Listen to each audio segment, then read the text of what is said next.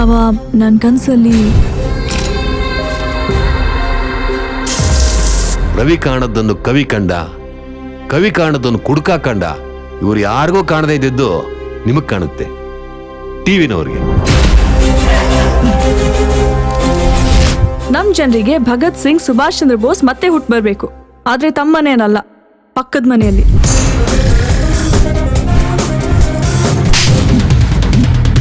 ಸಾಕ್ಷಿ ಇಲ್ಲ ಅಂತಂದ್ರೆ ಸಾಕ್ಷಾತ್ ಶ್ರೀರಾಮನೇ ಬಂದು ವಾದ ಮಾಡಿದ್ರು ಕೇಸ್ ಗೆಲ್ಲಕ್ಕಾಗಲ್ಲ.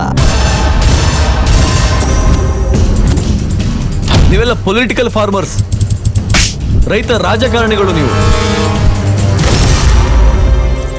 बोलो हिंदुस्तान जिंदाबाद।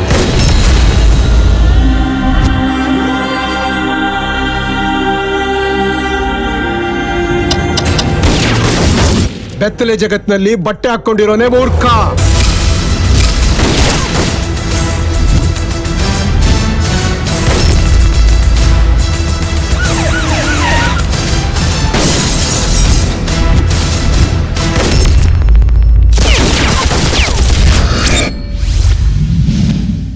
ಬಹುಶಃ ಈ ಜನರೇಷನ್ನಿನ ದೃಷ್ಟಿಯಲ್ಲಿ ಈ ಗಾಂಧಿ ಎನ್ನುವವನು ಬರೀ ಕಲ್ಪನೆನೇ ಇರಬಹುದು.